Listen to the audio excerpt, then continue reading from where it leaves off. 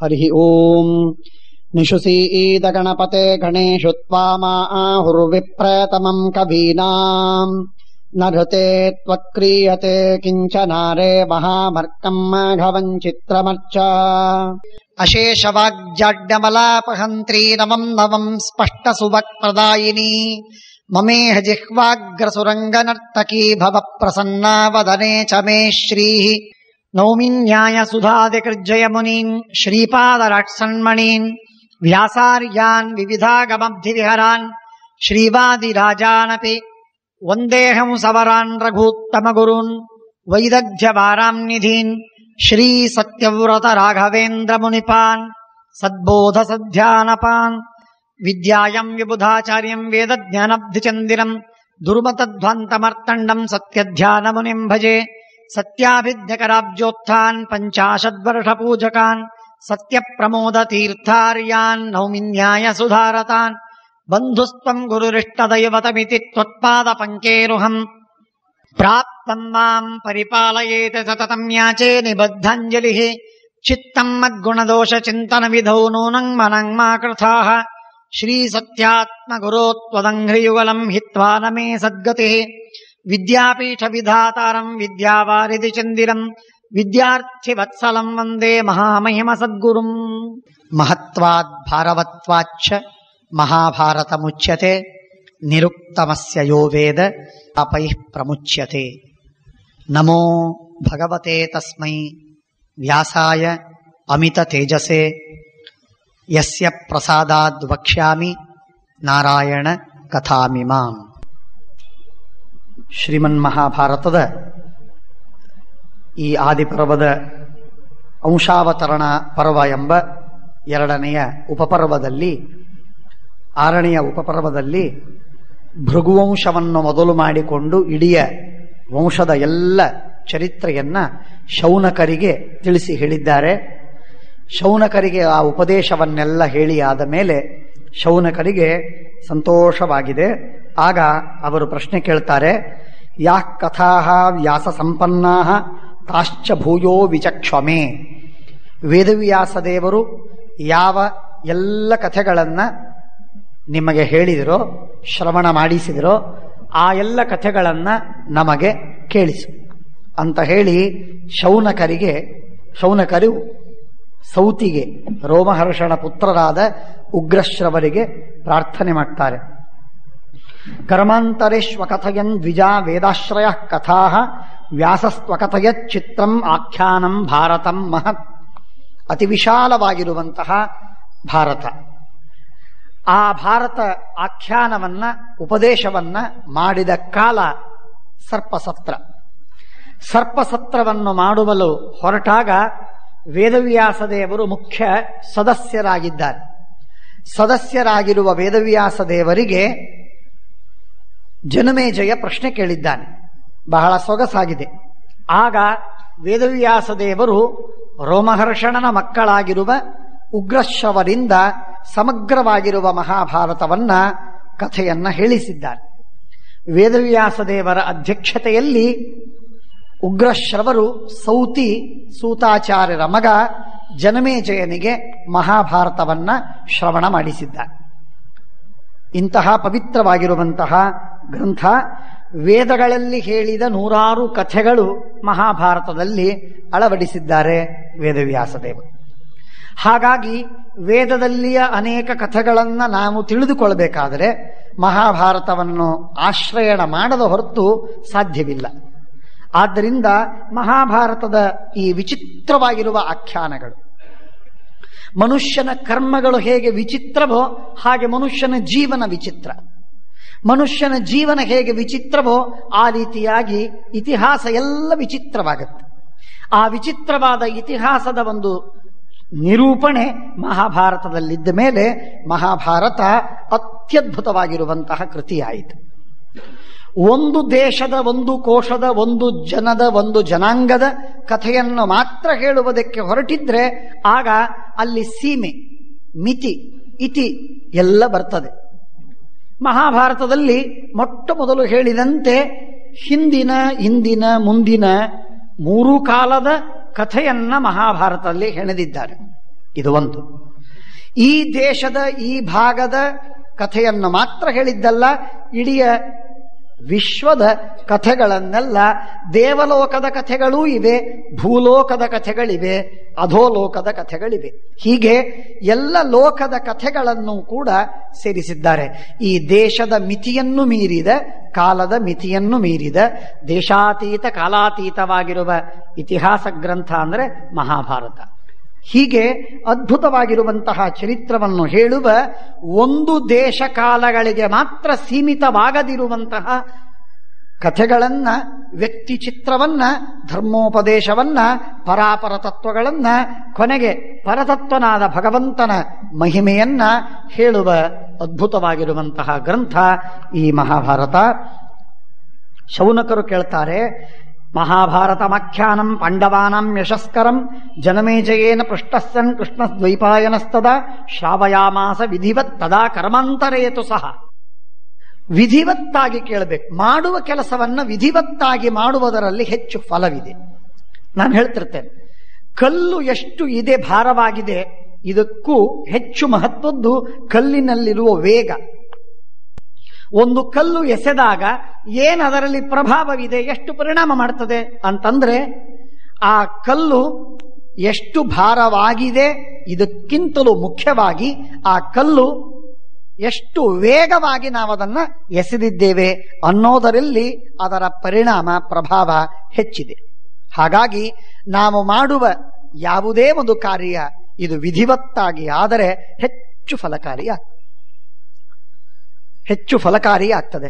ವಿಧಿ ಇಲ್ಲದೆ ಮಾಡಿದರೆ ಫಲ ಕೆಲವೊಮ್ಮೆ ಕಮ್ಮಿ, ಕೆಲವೊಮ್ಮೆ ವಿಪರೀತ ಫಲ, ದೌರ್ಭಾಗ್ಯ ನಮಗೆ ಬರ್ತದೆ. ಮಾಡಬೇಕಾದ ಕರ್ಮವನ್ನೇ ಆ ವಿಧಿಪೂರ್ವಕವಾಗಿ ಮಾಡದೆ ವಿಧಿರಹಿತವಾಗಿ ಮಾಡಿಬಿಟ್ರೆ ಅದು ತಾಮಸ ಅಥವಾ ಅತ್ಯಂತ ನಿಷಿದ್ಧ, ಅದರಿಂದ ಮಹಾ ಅನರ್ಥ. ಹೀಗೆ ಶಾಸ್ತ್ರ ಹೇಳ್ತದೆ. ಆದ್ದರಿಂದ ತಾಮಹಂ ವಿಧಿವತ್ ಪುಣ್ಯಾಂ ಶ್ರೋತುಮಿಚ್ಛಾಮಿ ವೈ ಕಥಾಂ ಮನಸ್ಸಾಗರ ಸಂಭೂತಾಂ ಮಹರ್ಷೇರ್ ಭಾವಿತಾತ್ಮನಃ.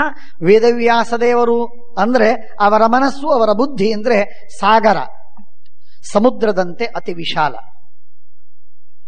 ಅಂಥ ವಿಶಾಲವಾದ ಅನಂತವಾದ ಆಕಾಶವೇ ಅವರ ಬುದ್ಧಿಯೊಳಗೆ ಒಂದು ಸಣ್ಣ ಪರಮಾಣುವಾಗತ್ತೆ ಅಂತ ಶ್ರೀಮದಾಚಾರ್ಯರು ಹೇಳ್ತಾರೆ. ಹಾಗೆ ವಿಸ್ತಾರವಾಗಿರುವಂತಹ ಆ ಜ್ಞಾನದಲ್ಲಿ ಮಹರ್ಷೇರ್ ಭಾವಿತಾತ್ಮನಃ ಕಥಯಸ್ವ ಸತಾಂ ಶ್ರೇಷ್ಠ ಸರ್ವರತ್ನಮಯೀಂ ಇಮಾಂ. ಮಹಾಭಾರತದಲ್ಲಿದ್ದದ್ದೆಲ್ಲ ಶ್ರೇಷ್ಠವಾದ, ಅಶ್ರೇಷ್ಠವಾದದ್ದು ಕೀಳು, ಸಾಮಾನ್ಯ, ಕ್ಷುದ್ರ, ಇಂಥ ಮಾತುಗಳನ್ನ ಮಹಾಭಾರತದಲ್ಲಿ ವೇದವ್ಯಾಸರು ತರಲೇ ಇಲ್ಲ, ಸೇರಿಸಲೇ ಇಲ್ಲ. ಸರ್ವರತ್ನಮಯೀಂ ಇಮಾಂ. ಎಲ್ಲವೂ ರತ್ನವೇ, ಎಲ್ಲವೂ ಮಿಗಿಲು, ಎಲ್ಲವೂ ಉತ್ತಮ, ಶ್ರೇಷ್ಠವೇ. ಯಾವುದು ನಾವು ಅನ್ವಯೇನವ ವ್ಯತಿರೇಕೇಣವ, ಹೀಗೆ ಮಾಡು ಅಂತ ತೋರಿಸುವುದಕ್ಕಾಗಿ ಹೇಳಬಹುದಾದದ್ದು, ಅಥವಾ ಹೀಗೆ ಮಾಡಬೇಡ, ಇದು ಬಹಳ ಅಪಾಯಕಾರಿ ಅಂತ ಬೇಡ ಅಂತ ಹೇಳುವುದಕ್ಕೆ ಹೇಳುವಂಥದ್ದು. ಇಂಥ ಎರಡು ಮಾತುಗಳನ್ನ, ವಿಧಿ ನಿಷೇಧಗಳಿಗೆ ಅನುಕೂಲವಾದ ಎರಡೂ ಮಾತುಗಳನ್ನು ಕೂಡ ಮಹಾಭಾರತದಲ್ಲಿ ಹೇಳಿದ್ದಾರೆ. ಶಂಸಿತಂ ತನ್ಮಹಾನ್ ಹರ್ಷಃ ಮಮಾಪೀಹ ಪ್ರವರ್ತತೆ. ಸೌತಿ ಹೇಳ್ತಾರೆ, ಮಹಾಭಾರತವನ್ನು ಕೇಳ್ತೀನಿ ಅಂತ ಹೇಳ್ತೀನಿ, ನೀವು ಹೇಳ್ತಾ ಇದ್ದೀರಿ, ಎಲ್ಲ ಋಷಿಗಳು ನನಗೆ ಹೇಳುವ ಸೌಭಾಗ್ಯವನ್ನು ಕೊಡ್ತಾ ಇದ್ದೀರಿ, ಇದನ್ನ ಕಲ್ಪಿಸಿಕೊಟ್ರೆ ಇದಕ್ಕಿಂತಲೂ ಹೆಚ್ಚಿನ ಲಾಭ ನನಗೆ ಮತ್ತೊಂದಿಲ್ಲ. ಮಹಾಭಾರತವನ್ನು ಕೇಳುವುದು, ಮಹಾಭಾರತವನ್ನು ಹೇಳುವುದು, ಇದಕ್ಕಿಂತಲೂ ಉತ್ತಮವಾಗಿರುವಂತಹ ಮಹಾಲಾಭ, ಮಹಾಭಾಗ್ಯ, ಉತ್ತಮ ಪುಣ್ಯ, ಶ್ರೇಷ್ಠ ಸಾಧನ ಜಗತ್ತಿನಲ್ಲಿ ಮತ್ತೊಂದಿಲ್ಲ. ಶ್ರೀಮದಾಚಾರ್ಯರು ಮಹಾಭಾರತವನ್ನ ಬಹುವಾಗಿ ಕೊಂಡಾಡ್ತಾರೆ, ಹೊಗಳಿ ಅದನ್ನು ಶ್ಲಾಘನೆ ಮಾಡ್ತಾರೆ. ಅದರಿಂದ ಎಷ್ಟು ಪುಣ್ಯ ಅಂತನ್ನುವುದನ್ನ ತಿಳಿಸ್ತಾರೆ. ಆಗ ಹೇಳಿದರು, ಶ್ರುತ್ವಾತು ಸರ್ಪಸತ್ರಾಯ ದೀಕ್ಷಿತಂ ಜನಮೇಜಯಂ ಅಭ್ಯಗಚ್ಚದ್ ಋಷಿರ್ವಿದ್ವಾನ್ ಕೃಷ್ಣದ್ವೈಪಾಯನಸ್ತದಾ. ಒಮ್ಮೆ ಜನಮೇಜಯ ಸರ್ಪಸತ್ರವನ್ನು ಮಾಡುವುದಕ್ಕೆ ದೀಕ್ಷಾಬದ್ಧನಾಗಿ ಕೂತ್ಕೊಂಡಿದ್ದ. ಯಜ್ಞ ಇನ್ನು ಪ್ರಾರಂಭವಾಗಬೇಕು. ಆ ಹೊತ್ತಿಗೆ ಎಲ್ಲ ಋಷಿಗಳು ಬರ್ತಾರೆ. ಅದರೊಳಗೆ ವೇದವ್ಯಾಸರು ಅಲ್ಲಿ ಬಂದರು.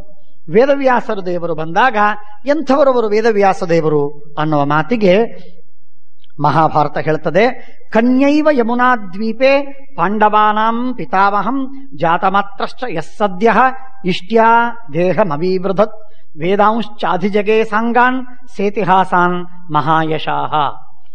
ಮಹಾಭಾರತ ಬಹಳ ಸ್ಪಷ್ಟವಾಗಿ ಹೇಳ್ತಾ ಇದೆ, ಕನ್ಯೈವ ಯಮುನಾ ದ್ವೀಪೆ ಪಾಂಡವಾನಾಂ ಪಿತಾಮಹಂ.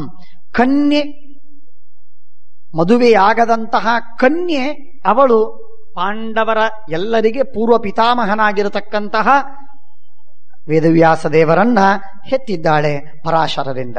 ದೊಡ್ಡ ಕಥೆ, ಬಹಳ ದೊಡ್ಡ ಪವಿತ್ರವಾದ ಆಖ್ಯಾನ. ಹಾಗಾಗಿ ಅದು ಮುಂದೆ ಬರ್ತದೆ, ಇಲ್ಲೇನೆ ಬರ್ತದೆ 2 ಅಧ್ಯಾಯಗಳಲ್ಲಿ. ಕನ್ಯೈವ ಯಮುನಾ ದ್ವೀಪೆ ಪಾಂಡವಾನಾಂ ಪಿತಾಮಹಂ. ಪಾಂಡವರ ಪಿತಾಮಹರಾಗಿರುವಂತಹ, ಪಾಂಡವರಿಗೆ ತಂದೆ ಪಾಂಡು ಧೃತರಾಷ್ಟ್ರ, ಅವರಿಗೆ ತಂದೆ ಸಾಕ್ಷಾತ್ ವೇದವ್ಯಾಸ. ಹೀಗೆ ಆ ವೇದವ್ಯಾಸ ದೇವರನ್ನ ಹೆತ್ತಳು ಕನ್ಯೆಯಾದಂತಹ ಸತ್ಯವತಿ ಪರಾಶರರಿಂದ. ಇಂಥ ಉತ್ತಮವಾದಂತಹ ಜನ್ಮವನ್ನ ತಾಳಿದ ಆ ಮಹಾನುಭಾವ ಯಮುನಾ ದ್ವೀಪದಲ್ಲಿ ಹುಟ್ಟಿ ಬಂದದ್ದಕ್ಕಾಗಿ, ದ್ವೀಪವೇ ಅವರ ಹುಟ್ಟು ಮನೆಯಾದದ್ದರಿಂದ ಅವರಿಗೆ ದ್ವೈಪಾಯನ ಅಂತ ಹೆಸರು. ವೇದಗಳನ್ನ ವಿಭಾಗ ಮಾಡಿಕೊಟ್ರು, ಆದ್ದರಿಂದ ವೇದವ್ಯಾಸ ಅಂತ ಹೆಸರು. ಕಪ್ಪು ಬಣ್ಣದ ಆ ವ್ಯಕ್ತಿತ್ವವಾದ್ದರಿಂದ ಅವರಿಗೆ ಕೃಷ್ಣ ಅಂತ ಹೆಸರು. ಹೀಗೆ ಸ್ಥೂಲವಾಗಿ ದೃಷ್ಟಿಯಲ್ಲಿ 3 ಹೆಸರುಗಳಾದರೆ ಅವರಿಗೆ ಮತ್ತೆ ಇನ್ನನೇಕ ಅರ್ಥಗಳಲ್ಲೂ ಕೂಡ ಈ ಹೆಸರುಗಳಿವೆ ಅಂತ ನಾವು ಶಾಸ್ತ್ರದಿಂದ ತಿಳಿತೇವೆ. ಜಾತಮಾಸ್ತ್ರಶ್ಚ ಯಸ್ಸದ್ಯಃ ಇಷ್ಟ್ಯಾ ದೇಹಂ ಅವಿವೃಧತ್. ಈ ವೇದವ್ಯಾಸರು ಹುಟ್ಟಿದ ಮಾತ್ರಕ್ಕೆ, ಹುಟ್ಟಿ ಅನೇಕ ದಿನಗಳಲ್ಲ, ಹುಟ್ಟಿದ 2ನೆಯ ಕ್ಷಣದಲ್ಲಿ, ಹುಟ್ಟಿದ್ದಷ್ಟೇ ಸರಿ, ಹುಟ್ಟಿದ 2ನೇ ಕ್ಷಣದಲ್ಲಿ ತನ್ನ ಇಷ್ಟ್ಯ, ತನ್ನ ಇಚ್ಛೆಗೆ ಬಂದಂತೆ ಎಷ್ಟು ಎತ್ತರ ಬೇಕೋ ಅಷ್ಟು ಎತ್ತರವಾಗಿ ಆ ದೇಹವನ್ನ ರೂಪಿಸಿಕೊಂಡ್ರು. ವೇದವ್ಯಾಸದೇವರು ಕೊನೆವರೆಗೂ ತರುಣರು. ನೀಲಾಲಕ ಸಹಸ್ರ ಶೋಭಿತ ಮೂರ್ಧ, ಅವರ ಒಂದು ಕೂದಲು ಬಿಳಿಯಲ್ಲ. ವೇದವ್ಯಾಸದೇವರು ಅಂತಂದ್ರೆ ಚಿತ್ರ ಬಿಡಿಸುವಾಗ ಅಥವಾ ಎಲ್ಲೋ ಡಿಪಿಕ್ಟ್ ಮಾಡುವಾಗ, ಅವರನ್ನು ವರ್ಣಿಸುವಾಗ ಬಿಳಿ ಗಡ್ಡ, ಬಿಳಿ ಕೂದಲು ಅವರಿಗೆ ಬಂದಿತ್ತು, ಅವರು ವೃದ್ಧರಾಗಿದ್ರು ಅಂತ ತೋರಿಸ್ತಾರೆ. ಅವರು ಎಂದೂ ವೃದ್ಧರಾಗಲಿಲ್ಲ ವೇದವ್ಯಾಸದೇವರು. ಜಾತಮಾತ್ರಶ್ಚ ಯಸ್ಸದ್ಯ ಇಷ್ಟ್ಯಾ ದೇಹಂ ಅವಿವೃಧತ್. ಇಷ್ಟ್ಯ ಅಂದ್ರೆ ತನ್ನ ಇಚ್ಛೆಗೆ ಬಂದಂತೆ, ತನ್ನ ಇಚ್ಛೆಗೆ ತಕ್ಕಂತೆ ಎಷ್ಟು ಬೇಕೋ ಅಷ್ಟು ಎತ್ತರವಾದರು ವೇದವ್ಯಾಸದೇವರು. ಬೆಳೆಸಿದರು. ವೇದಾಂಶ್ಚಾಧಿಜಗೆ ಸಾಂಗಾನ್ ಸೇತಿಹಾಸಾನ್ ಮಹಾಯಶಾಹ. ಇತಿಹಾಸ ಪುರಾಣಗಳಿಂದ ಅಂಗಗಳಿಂದ ಸಹಿತವಾದ ಸಮಗ್ರವಾದ ವೇದಗಳನ್ನೆಲ್ಲ ಮುಖತಃ ಉಚ್ಚಾರಣ ಮಾಡಿ ಪ್ರಾರಂಭ ಮಾಡಿದರು, ಉಪದೇಶವನ್ನು ಮಾಡಿದ್ದಾರೆ. ಬ್ರಹ್ಮಾದಿ ದೇವತೆಗಳಿಗೆ ಉಪದೇಶ ಮಾಡಿದ್ದನ್ನ ನಾವು ಕೇಳ್ತೇವೆ. ಯಂ ನಾತಿ ತಪಸಾ ಕಶ್ಚಿನ್ನ ವೇದಾಧ್ಯಯನೇನ ಚ. ಯಾರೇ ಎಷ್ಟೇ ವೇದಾಧ್ಯಯನ ಮಾಡಲಿ, ತಪಸ್ಸು ಮಾಡಲಿ, ವ್ರತ ಆಚರಿಸಲಿ, ಉಪವಾಸ ಮಾಡಲಿ, ಉತ್ತಮ ಜನ್ಮವನ್ನು ಪಡೀಲಿ, ಆದರೆ ವೇದವ್ಯಾಸ ದೇವರನ್ನ ಮೀರುವವರು ಜಗತ್ತಿನಲ್ಲಿ ಯಾರೂ ಇಲ್ಲ. ಎಂಥ ಉತ್ತಮರಾದ ಬ್ರಹ್ಮದೇವರು ಕೂಡ ವ್ಯಾಸರ ಪಾದವನ್ನು ಆಶ್ರಯಿಸಿ ಇರಬೇಕೇ ಹೊರತು ವ್ಯಾಸರನ್ನ ಮೀರಿ ಯಾರೂ ಇಲ್ಲ. ಸಾಕ್ಷಾತ್ ನಾರಾಯಣ ವೇದವ್ಯಾಸ. ಹಾಗಾಗಿ ನಾರಾಯಣನನ್ನ ಮೀರುವವರು ಯಾರು ಇಲ್ಲ. ಹಾಗಾಗಿ ವೇದವ್ಯಾಸ ದೇವರನ್ನು ಮೀರುವವರು ಯಾರೂ ಇಲ್ಲ. ಆದ್ದರಿಂದ ತಪಸ್ಸಿನಿಂದಾಗಲಿ, ವೇದಾಧ್ಯಯನ, ವ್ರತ ಉಪವಾಸ, ಜನ್ಮಗಳಿಂದಾಗಲಿ ಯಾರೂ ಉತ್ತಮರಾದವರಲ್ಲ. ಯಾರು ಜ್ಞಾನದಿಂದಲೂ ಉತ್ತಮರಲ್ಲ, ಯಾರು ತಮ್ಮ ಕೋಪ ನಿಗ್ರಹದಲ್ಲೂ ವೇದವ್ಯಾಸದೇವರನ್ನ ಮೀರಿಸಿದವರಲ್ಲ.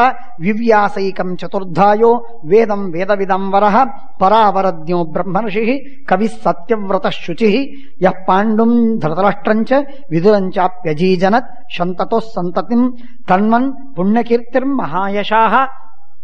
ಪವಿತ್ರವಾದ ಕೀರ್ತಿ. ಯಾರ ಕೀರ್ತಿಯನ್ನ ಕೇಳಿದಾಗ ನಮಗೆ ಪುಣ್ಯ ಲಭಿಸ್ತದೆ, ಅವರು ಪುಣ್ಯಕೀರ್ತಿ. ಪುಣ್ಯಪ್ರದ ಕೀರ್ತಿ ಯಸ್ಯ ಸಹ. ಯಾವನ ಕೀರ್ತಿ ಕೇಳಿದ ಮಾತ್ರಕ್ಕೆ ನಮಗೆ ಪುಣ್ಯ ಹೆಚ್ಚಾಗತ್ತೆ, ಪುಣ್ಯದ ಅಭಿವೃದ್ಧಿಯಾಗತ್ತೆ, ಅಂಥ ಮಹಾನುಭಾವ ಅವನು ಪುಣ್ಯೇಶ, ಪುಣ್ಯಕೀರ್ತಿ ಅಂತ ಕರೀತಾರೆ. ಅಂಥವರು ಸಾಕ್ಷಾತ್ ವೇದವ್ಯಾಸರು. ಋತ್ವಿಗ್ಭಿರ್ ಬ್ರಹ್ಮಕಲ್ಪೈಶ್ಚ ಕುಶಲೈಃ ಯಜ್ಞ ಸಂಸ್ತರೆ ಜನಮೇಜಯಸ್ತು ರಾಜರ್ಷಿ ದೃಷ್ಟ್ವಾ ತಮೃಷಿ ಮಾಗತಂ. ಆ ವೇದವ್ಯಾಸದೇವರು ಯಾವಾಗ ಜನಮೇಜಯನ ಸರ್ಪಸತ್ರಕ್ಕೆ ಬಂದರೋ ಆಗ ಜನಮೇಜಯ ಅವರನ್ನ ಕರೆದುಕೊಂಡು ಬಂದು ಸ್ವಾಗತ ಮಾಡಿ ಬಂಗಾರದ ಪೀಠದಲ್ಲಿ ಅವರನ್ನು ಕೂಡಿಸಿ ಅವರೆಲ್ಲ ಸತ್ಕಾರವನ್ನು ಮಾಡ್ತಾನೆ. ಸತ್ಕಾರವನ್ನು ಮಾಡಿ ವರದಂ ದೇವರ್ಷಿ ಗಣಪೂಜಿತಂ, ಮಹಾದೇವತೆಗಳಿಂದ ಪೂಜಿತರಾದ, ಋಷಿಗಳಿಂದ ಪೂಜಿತರಾದ ಆ ವೇದವ್ಯಾಸ ದೇವರಿಗೆ ಕಾಲಿಗೆ ಬಿದ್ದು ನಮಸ್ಕಾರ ಮಾಡಿ ಅರ್ಘ್ಯಪಾದ್ಯಗಳಿಂದ ಅವರಿಗೆ ಸತ್ಕಾರವನ್ನು ಮಾಡ್ತಾರೆ. ಅವರಿಗೊಂದು ಗೋದಾನವನ್ನು ಮಾಡ್ತಾರೆ. ತನ್ನ ವೃದ್ಧ ಪ್ರಪಿತಾಮಹ, ತನ್ನ ತಂದೆ ಪರೀಕ್ಷಿತ್, ಅವನ ತಂದೆ ಅಭಿಮನ್ಯು, ಅವನ ತಂದೆ ಅರ್ಜುನ, ಅವನ ತಂದೆ ಪಾಂಡುವಿನ ತಂದೆ ವೇದವ್ಯಾಸ. ಹಾಗಾಗಿ ವೇದವ್ಯಾಸ ದೇವರು ಯಾರಲ್ಲ, ಜನಮೇಜಯನಿಗೆ ಸ್ವಂತ ತನ್ನ ಅಜ್ಜನ ಅಜ್ಜ, ತನ್ನ ತಾತನ ತಾತ, ಹೀಗೆ ಆ ಪ್ರಪಿತಾಮಹರಾಗಿರುವಂತಹ ಭಗವಾನಪಿ ತಂ ದೃಷ್ಟ್ವಾ ಕುಶಲಂ ಪ್ರತಿವೇದ್ಯ ಚ, ಆ ವೇದವ್ಯಾಸ ದೇವರು ಅವನಿಗೆ ಕುಶಲವನ್ನು ಕೇಳಿ ಅವನಿಗೆ ಹಿತವನ್ನು ಹೇಳಿ ಉಪದೇಶ ಮಾಡಿ, ಕುರುಣಾಂ ಪಾಂಡವಾನಂಚ ಭವಾನ್ ಪ್ರತ್ಯಕ್ಷ ದರ್ಶಿವಾನ್, ಕೌರವರನ್ನು ಪಾಂಡವರನ್ನು ನೀವು ಪ್ರತ್ಯಕ್ಷವಾಗಿ ನೋಡಿದ್ದೀರಿ, ಅವರ ಚರಿತ್ರೆಯನ್ನ ನೀವೆಲ್ಲ ತಿಳಿದಿದ್ದೀರಿ, ಗೊತ್ತು ನಿಮಗೆ. ಆದ್ದರಿಂದ ನೀವು ಹೇಳುವ ಆ ಪಾಂಡವರ ಕಥೆಯನ್ನ ಕೇಳಬೇಕು ಅಂತ ನನಗೆ ಬಹಳ ಅಪೇಕ್ಷೆ ಇದೆ. ಪಿತಾಮಹಾನಂ ಸರ್ವೇಶಂ ದೈವೇನ ಆವಿಷ್ಟ ಚೇತಸಾಂ, ನಮ್ಮ ಪೂರ್ವ ಪಿತಾಮಹರು ಇಷ್ಟು ವಿಚಿತ್ರ, ಅವರಿಗೆ ದೈವ ಬಿಟ್ಟು ಅವರ ಈ ವಿಧವಾದಂತಹ ಜೀವನದ ಗತಿಗೆ ಅಥವಾ ಜೀವನದ ಫಲಿತಾಂಶಕ್ಕೆ ಇನ್ನೊಂದು ಕಾರಣವೇ ಹೇಳಲಿಕ್ಕೆ ಸಾಧ್ಯವಿಲ್ಲ, ಕಾರಣವೇ ಇಲ್ಲ. ಆದ್ದರಿಂದ ಪಾಂಡವರು ಇಷ್ಟು ಉತ್ತಮರಾಗಿದ್ರೂ ಕೂಡ ಜೂಜಾಟದಲ್ಲಿ ಸೋತ್ರು, 13 ವರ್ಷಗಳವರೆಗೆ ದುಃಖ ಅನುಭವಿಸಬೇಕಾಯಿತು. ಕೊನೆಗೆ ಯುದ್ಧದಲ್ಲಿ ರಾಜ್ಯವನ್ನು ಗಳಿಸಿದರು. ಇದೇನಿದು? ಏನು ಜೂಜಾಟ, ಏನು ವನವಾಸ? ಎಂಥ ಭಗವದ್ಭಕ್ತರಲ್ಲ ಅವರು. ಇಷ್ಟು ಭಗವದ್ಭಕ್ತರಾಗಿಯೂ ಅವರಿಗೆ ಈ ವಿಧವಾದದ್ದು ಬಂತೆ. ಇದಕ್ಕೆ ದೈವದ ಹೊರತು ಮತ್ತೊಂದು ಉತ್ತರ ಉಂಟೆ? ಆಗ್ಲಿಕ್ಕೆ ಸಾಧ್ಯವಿಲ್ಲ. ಮನುಷ್ಯನಿಗೆ ದೈವದ ಕೆಲವು ಸನ್ನಿವೇಶಗಳು ಇರ್ತದೆ, ಒಂದೊಂದು ನಿಮಿಷ, ಒಂದೊಂದು ಗಳಿಗೆ. ಆ ಗಳಿಗೆಯಲ್ಲಿ ತೆಗೆದುಕೊಂಡ ಏನು ಅವನ ಸಂಕಲ್ಪ, ಅವನ ನಿರ್ಧಾರ, ಆ ಸಂಕಲ್ಪ ಇಡೀ ಅವನ ಭವಿಷ್ಯವನ್ನೇ ಬರೆದು ಬಿಡ್ತದೆ. ಒಂದೇ ಒಂದು ಸಣ್ಣ ಮಾತು, ಒಂದು ನಿಮಿಷದ ಒಂದು ನಿರ್ಧಾರ, ಕದಾಚಿತ್ ಆ ನಿರ್ಧಾರವನ್ನ ಸಹಜವಾಗಿ ಬದಲಿಸಬಹುದು. ಸಹಜವಾಗಿ, ಶ್ರಮವಿಲ್ಲದೆ, ಕೆಲವೊಮ್ಮೆ ಏನೂ ಶ್ರಮವಿಲ್ಲದೆ ಆ ಸಹಜವಾಗಿ ನಿರ್ಧಾರವನ್ನು ಬದಲಿಸಬಹುದು. ಅಂಥ ಬದಲಾಯಿಸಬಹುದಾದ ನಿರ್ಧಾರವನ್ನ ಬದಲಾಯಿಸಲಿಕ್ಕಾಗದೆ ಅದನ್ನೇ ಒಪ್ಪಿಬಿಡ್ತಾನೆ. ಯಾಕೆ, ಏನೂ ಗೊತ್ತಿಲ್ಲ, ಒಪ್ಪಿಬಿಟ್ಟ. ಆ ನಿರ್ಧಾರವನ್ನು ಕೈಕೊಂಡ. ಆ ನಿರ್ಧಾರ ಅವನ ಭವಿಷ್ಯವನ್ನೆಲ್ಲ ಬರೆದು ಬಿಡ್ತದೆ. ಒಂದೇ ಒಂದು ಗಳಿಗೆ, ಒಂದು ಕ್ಷಣ ನಾನು ಬರುವುದಿಲ್ಲ, ಜೂಜಾಟಕ್ಕೆ ನಾನು ಬರುವುದಿಲ್ಲ ಅಂತ ಹೇಳಿಬಿಟ್ಟಿದ್ರೆ ಧರ್ಮರಾಜನ ಇತಿಹಾಸ ಏನಾಗ್ತಿತ್ತು ಹೇಳಿ? ಧರ್ಮರಾಜನ ಇಡೀ ಇತಿಹಾಸ ಪರಿವರ್ತನವಾಗಿಬಿಡ್ತಿತ್ತು. ಇದು ನಾವು ನೋಡುವ ಮಹಾಭಾರತವೇ ಅಲ್ಲ. ಮಹಾಭಾರತದ ಜೂಜಾಟ ಆದದ್ದು 2ನೇ ಪರ್ವದಲ್ಲಿ, ಮಹಾಭಾರತ ಸಭಾ ಪರ್ವದಲ್ಲಿ. ಮುಂದಿನ 16 ಪರ್ವಗಳು ಈ ಜೂಜಿನ ಮೇಲೆ ಅವಲಂಬಿಸಿದೆ. ಹೀಗೆ ಮನುಷ್ಯನ ಜೀವನದಲ್ಲಿ ನಾನಾ ಪ್ರಸಂಗಗಳಲ್ಲಿ ಈ ವಿಧವಾದಂತಹ ನಿರ್ಧಾರಗಳು. ಮಕ್ಕಳನ್ನು ಯಾವ ಶಾಲೆಗೆ ಹಾಕಬೇಕು, ನಾವು ಎಲ್ಲಿ ಕೆಲಸ ನಾವು ತೆಗೆದುಕೊಳ್ಬೇಕು, ಒಂದು ಟ್ರಾನ್ಸ್ಫರ್ ಬಂದಿದೆ ಅಥವಾ ಇನ್ನೊಂದು ಉತ್ತಮವಾದಂತಹ ಜಾಬ್ ಬಂದಿದೆ ಫಾರಿನ್ ಕಂಟ್ರಿಯಲ್ಲಿ, ಅದಲ್ಲಿ ನಾನು ಹೋಗಬಾರ್ದೆ, ಈ ನಿರ್ಧಾರವನ್ನ ಮನುಷ್ಯ ಏನ್ ಮಾಡ್ತಾನೆ ಅದರ ಮೇಲೆ ಅವಲಂಬಿಸಿದೆ. 2 ವರ್ಷಕ್ಕಾಗಿ ನಾನು ಬಾಂಡಿಗಾಗಿ ನಾನು ಹೋಗ್ತೇನೆ ಅಂತಂತಾನೆ. ಪರದೇಶಕ್ಕೆ ಹೋದ, 2 ವರ್ಷ ಹೋದ, ರುಚಿ ಆಯಿತು, ಅದು ಬಿಟ್ಟು ಬರುವುದು ಕಷ್ಟವಾಯಿತು. ಅದೇನದು ಗ್ರೀನ್ ಕಾರ್ಡ್ ಹೋಲ್ಡರ ಅಲ್ಲೇ ಜೀವನ ಅಲ್ಲೇ ಶುರುವಾಯಿತು, ಪ್ರಾರಂಭವಾಯಿತು, ಅಲ್ಲೇ ಮುಂದುವರಿತು ಅಂದ್ರೆ ಏನರ್ಥ? ಇವನು ಸಾವಿರ ವರ್ಷಗಳಿಂದ ಯಾವ ಋಷಿಗಳ, ಜ್ಞಾನಿಗಳ, ದೊಡ್ಡವರ, ಹಿರಿಯರ, ಮಹಾತ್ಮರ, ಸಾಧುಗಳ, ಸಂತರ, ಉತ್ತಮವಾದ ಮಡಿವಂತರ ಪರಂಪರೆಯಲ್ಲಿ ಬಂದ ಈ ಮನುಷ್ಯ ಒಂದೇ ಒಂದು ಸಣ್ಣ ಕಾರಣಕ್ಕಾಗಿ ನಿರ್ಧಾರವನ್ನ ಬೇರೆ ಮಾಡಿಕೊಂಡ, ಹೋದವ ಆಚೆಯೇ ಹೋದ. ನಾವಿಷ್ಟು ಜನ ಇಲ್ಲಿ ಸೇರಿದ್ದೇವೆ, ಬರೀ ಇಲ್ಲಿ ಮಾತ್ರ ಸೇರಿದವರಲ್ಲ, ಇನ್ನು ಹೊರಗಿದ್ದವರು ಬೇರೆ ಬೇರೆ ಜನ, ವಿಶೇಷವಾಗಿ ಬ್ರಾಹ್ಮಣರು. ಯಾವ ಬ್ರಾಹ್ಮಣರ, ನಮಗೊಬ್ಬರು ಉಪನ್ಯಾಸದಲ್ಲಿ ಹೇಳ್ತಾ ಇದ್ರು, ಯಾವ ಬ್ರಾಹ್ಮಣರ 1-2 ತಲೆಮಾರಿನ ಹಿಂದೆ ಮಹಾವೈದಿಕ ವಿದ್ವಾಂಸರು ಇದ್ದಿದ್ದಿಲ್ಲ ಹೇಳಿ? 2 ತಲೆಮಾರು, 4 ತಲೆಮಾರು, 6 ತಲೆಮಾರು ಹಿಂದೋದ್ರೆ ಒಬ್ಬ ಮಹಾವಿದ್ವಾಂಸ, ಮಹಾಪಂಡಿತ, ಮಹಾಸಾತ್ವಿಕ, ಅತ್ಯಂತ ಧರ್ಮನಿಷ್ಠಾವಂತ ಇಂಥ ಒಬ್ಬರು ನಮಗೆ ಹಿಂದೆ ಸಿಗ್ತಾರೆ. ಇಂಥ ಪರಂಪರೆಯಲ್ಲಿ ಬಂದವರು ನಾವು. ಹಾಗಾಗಿ ಆ ನಿರ್ಧಾರ ಒಂದು ಕ್ಷಣದ ನಿರ್ಧಾರವಿರ್ತದೆ. ಆ ನಿರ್ಧಾರ ಒಂದು ಕ್ಷಣದ ನಿರ್ಧಾರ, ಅದು ಮನುಷ್ಯನ ಪೆಂಡುಲಮ್ ಏನು ಆಸಿಲೇಟ್ ಆಗ್ತಿರ್ತದೆ. It reaches an extreme. ಆ ಎಕ್ಸ್ಟ್ರೀಮಿನಿಂದ you just cannot think of coming back to the normal position. ಆದ್ದರಿಂದ ನಿರ್ಧಾರಗಳನ್ನು ಯಾವುದೇ ನಮ್ಮ ಜೀವನದ ರೂಪರೇಖೆ ಹಾಕುವ ನಿರ್ಧಾರಗಳೇನಿವೆ ಅವುಗಳನ್ನು ಬಹಳ ಆಲೋಚನೆ ಮಾಡಿ ನಿರ್ಧಾರ ಮಾಡಿ. ಒಂದು ಮಾತು ವಿದುರ ಹೇಳಿದ, ಜೂಜಾಟಕ್ಕೆ ಬಾ ಅಂತ ಹೇಳಿದ. 2ನೇ ಮಾತು ಹೇಳಿದ, ನೀನು ಬರಬೇಡ, ಅದು ಒಳ್ಳೇದಲ್ಲ, ಕೆಟ್ಟದ್ದು ಅಂತಂದ. ಆದರೆ ಬಾ ಅಂತಂದ ಮಾತು ಅವನಿಗೆ ಗಟ್ಟಿಯಾಗಿ, ನಾನು ಬರ್ತೇನೆ ಅಂತ. ಅದು ಒಂದು ಬಾರಿ ಬಂದು ಹೋದಲ್ಲ ಸಾಕು. ಹಾಗಾದ್ರೆ 2ನೇ ಬಾರಿ ಬಿಟ್ಟು ಬಿಟ್ಟಿದ್ರೆ ಮುಗಿದು ಹೋಗ್ಬಿಡ್ತಿತ್ತು, ಮಹಾಭಾರತ ಪೂರ್ಣ ಬದಲಾಗ್ತಿತ್ತು. ಆದರೆ ಹಾಗಾಗಲಿಲ್ಲ.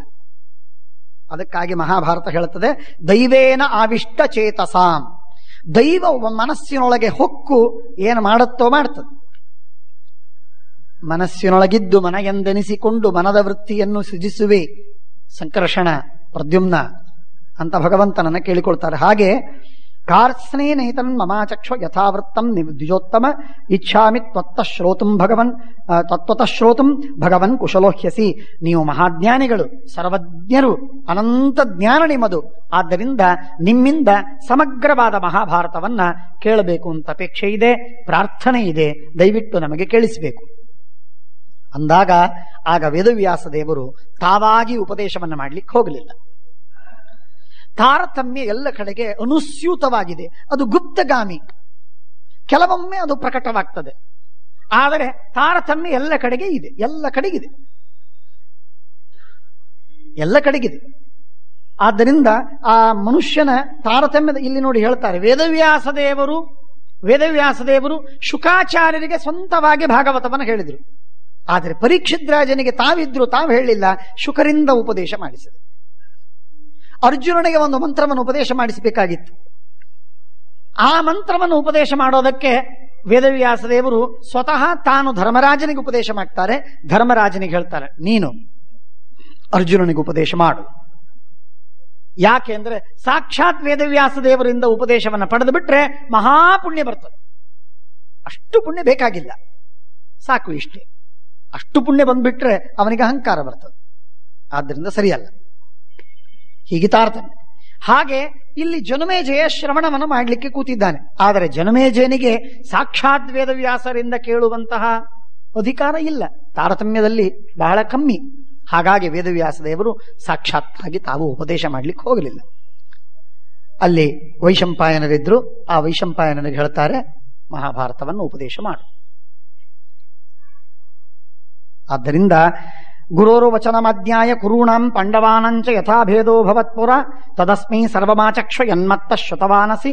ನಾನು ಹೇಳಿದ್ದೇನಿದೆಯೋ ಆ ಇಡೀ ಮಹಾಭಾರತವನ್ನ ಅವರಿಗೆ ಹೇಳು ಅಂತಂದಾಗ ವೈಶಂಪಾಯನರು ಗುರೋರು ವಚನಮಜ್ಞಾಯ ಸತು ವಿಪ್ರವೃಷಭಸ್ತದ, ಮಹಾಜ್ಞಾನಿಗಳು, ಉತ್ತಮ ಶ್ರೇಷ್ಠ ತಪಸ್ವಿಗಳು, ಅವರು ಆ ಎಲ್ಲ ಇಡಿಯಾದ ಪುರಾಣವನ್ನ ಮಹಾಭಾರತವನ್ನ ಅಲ್ಲಿ ಉಪದೇಶ ಮಾಡ್ತಾರೆ ರಾಜನಿಗೆ ಹಾಗೂ ಸದಸ್ಯರಿಗೆ, ಅಲ್ಲಿ ನೆರೆದ ಉಳಿದೆಲ್ಲ ಕ್ಷತ್ರಿಯರಿಗೆ, ರಾಜರಿಗೆ.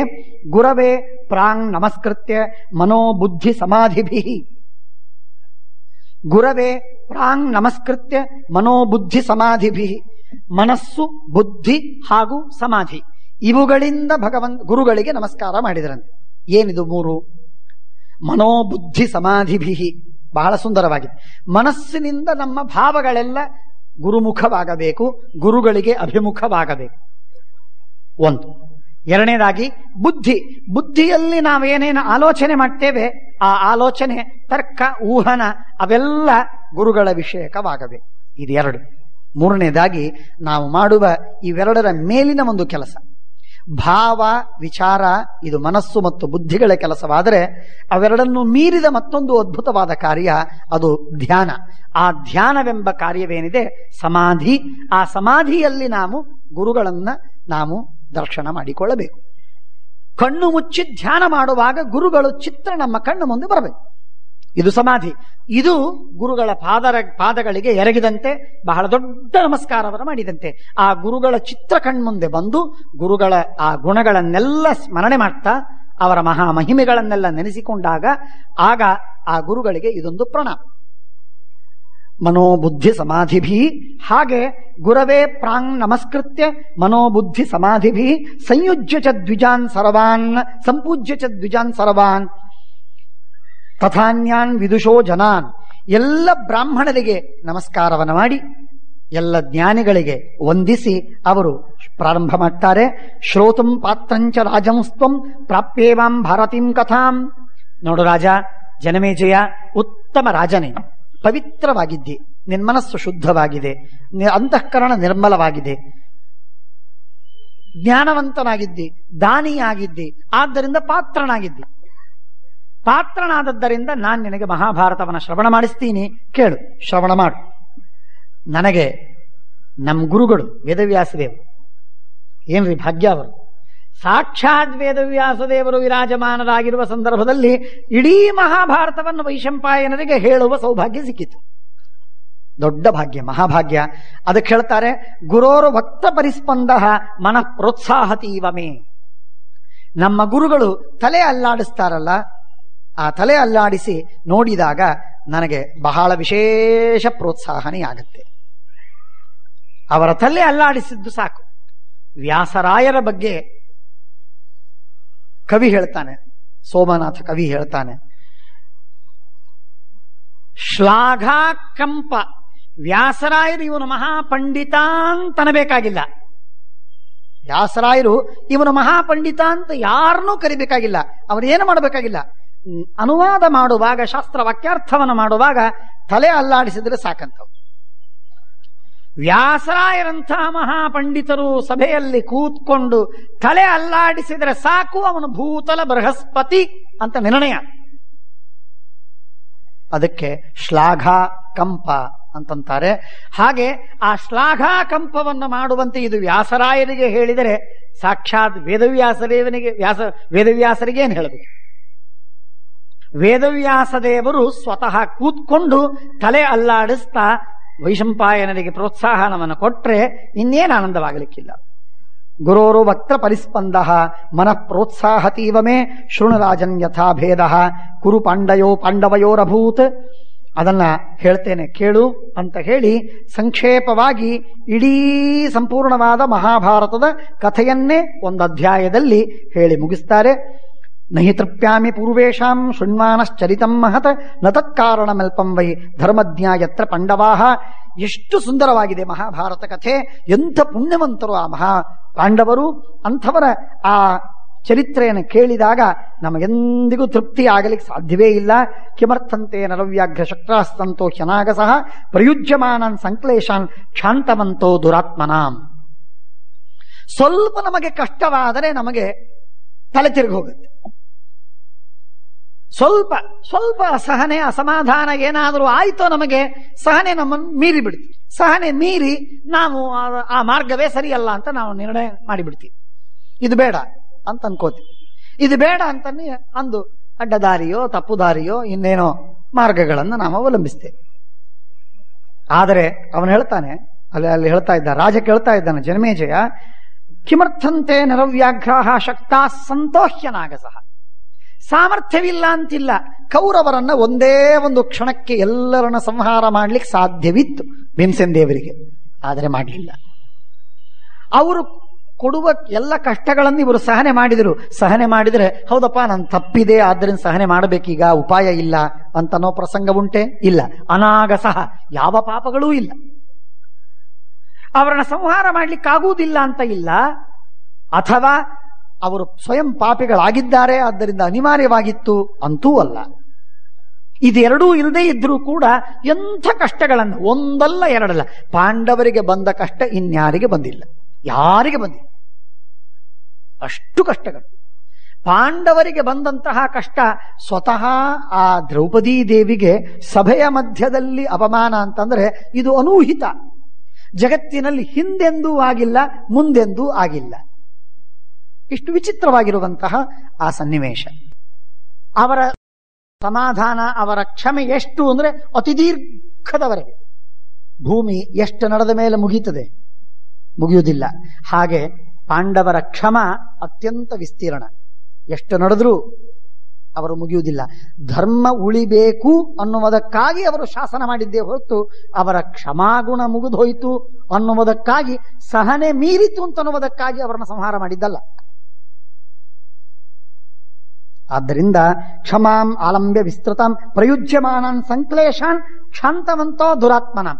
ಯಾರು ಕಷ್ಟ ಕೊಟ್ಟರೋ ಆ ಕಷ್ಟ ಕೊಟ್ಟವರು ಅವರಿಗಿಂತಲೂ ಹಿರಿಯರು, ದೊಡ್ಡವರು, ಗುರುಗಳು ಶಾಸನ ಮಾಡಿದ್ದಾರೆ, ಅಪ್ಪ ಶಾಸನ ಮಾಡಿದ್ದಾನೆ.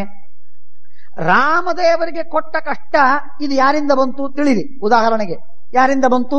ತಂದೆಯಿಂದ. ತಂದೆಯ ಮಾತಿಗಾಗಿ ಕಷ್ಟವನ್ನು ಅನುಭವಿಸುವ ಪ್ರಸಂಗ ಬಂತು ರಾಮನಿಗೆ. ಉದಾಹರಣೆಗೆ ಹೇಳ್ತೇನೆ ನಾನು, ರಾಮನಿಗೆ ಕಷ್ಟವಿಲ್ಲ, ಮಾತು ಬೇರೆ. ಆದರೆ ಇಲ್ಲಿ ಹಾಗಲ್ಲ. ಇದು ಶುದ್ಧ ದುರಾತ್ಮರು, ಕೆಟ್ಟ ಜನ ಇವರು.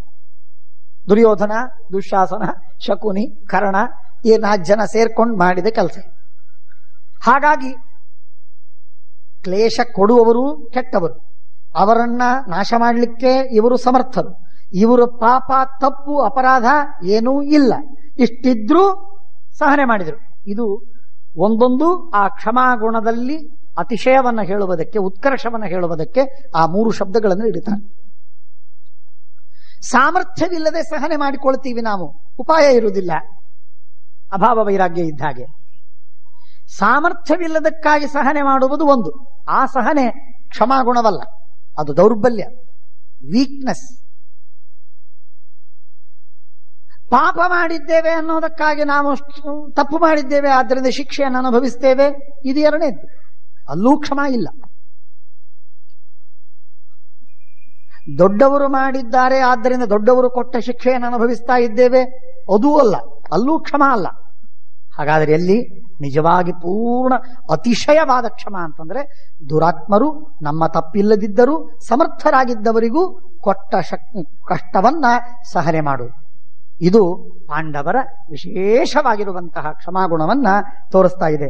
ಹಾಗಾಗಿ ಕ್ಷಾಂತವಂತೋ ದುರಾತ್ಮನ ಕಥಂ ನಾಗಾಯುತ ಪ್ರಾಣ ಬಾಹುಶಾಲಿ ವೃಕೋದರ ಪರಿಕ್ಲಿಶ್ಯನ್ನಪಿ ಕ್ರೋಧಂ ಧೃತವಾನ್ ವೈ ದ್ವಿಜೋತ್ತಮ ಕಥಂ ಸಾ ದ್ರೌಪದಿ ಕೃಷ್ಣ. ಆ ಭೀಮಸೇನ್ ದೇವರು ಹೇಗೆ ಸಹನೆ ಮಾಡಿದರು? ದ್ರೌಪದಿ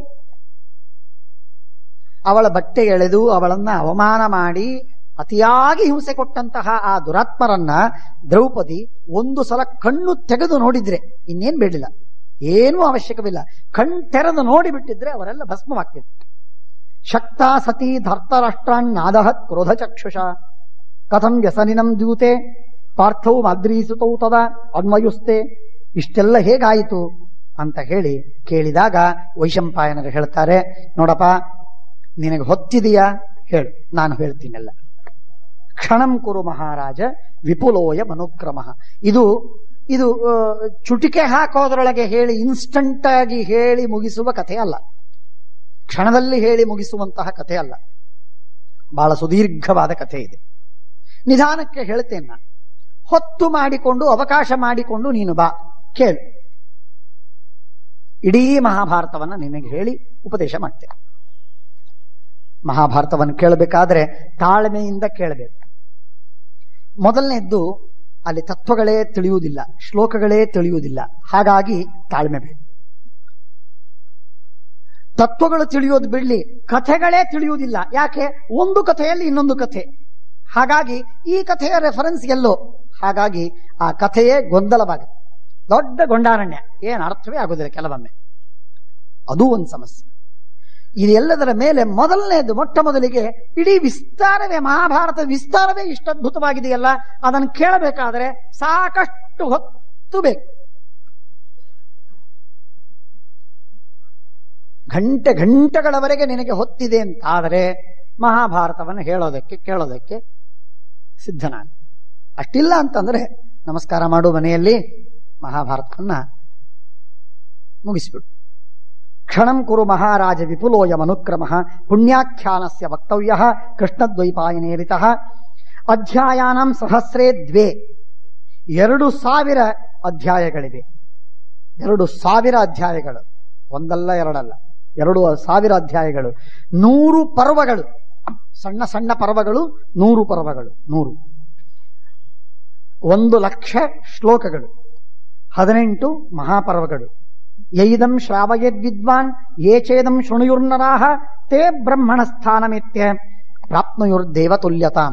ಯಾರು ಮಹಾಭಾರತವನ್ನ ಅತ್ಯಂತ ವಿಶ್ವಾಸದಿಂದ ಕೇಳ್ತಾರೆ, ಯಾರು ಮಹಾಭಾರತವನ್ನು ಹೇಳ್ತಾರೆ, ಅವರಿಗೆ ಬ್ರಹ್ಮಲೋಕ ಪ್ರಾಪ್ತಿಯಾಗ್ತದೆ, ದೇವತೆಗಳಂತೆ ಅವರಿಗೆ ವೈಭವ ಸಿಗ್ತದೆ. ಅಂಥ ಮಹಾಭಾಗ್ಯ ಅದು. ಮಹಾಭಾರತ ಕೇಳುವುದು ಇದು ಸಾಮಾನ್ಯವಲ್ಲ.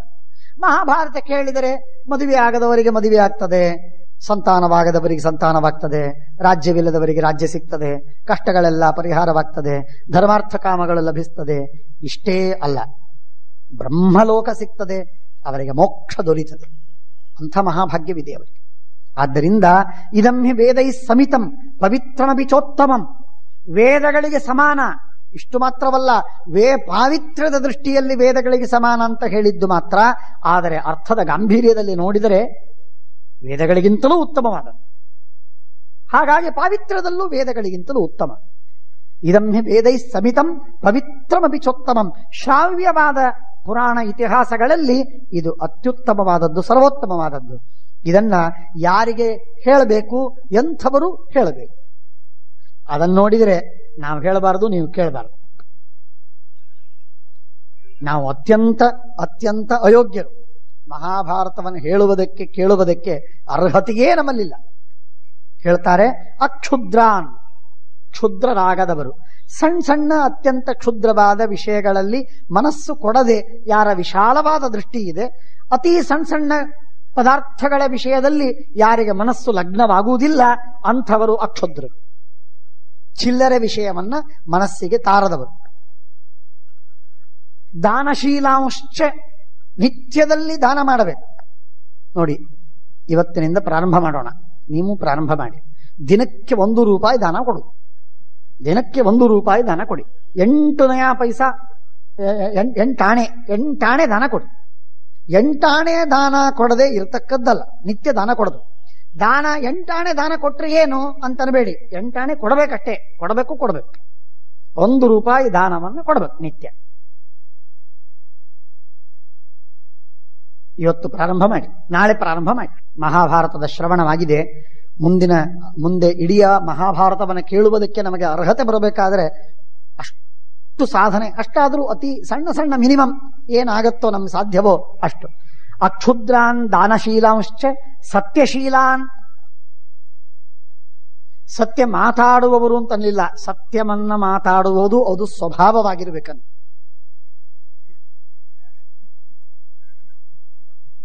ಅನಾಸ್ತಿಕಾನ್, ಸತ್ಯಶೀಲದ ಬಗ್ಗೆ ನಾನು ಬಹಳ ಹೇಳುವ ಸಾಧ್ಯತೆಯೇ ಇಲ್ಲ, ಗೊತ್ತಿದೆ ನಿಮಗೆ, ಆದ್ದರಿಂದ ಹೇಳುವುದು ಸಾಧ್ಯವಿಲ್ಲ.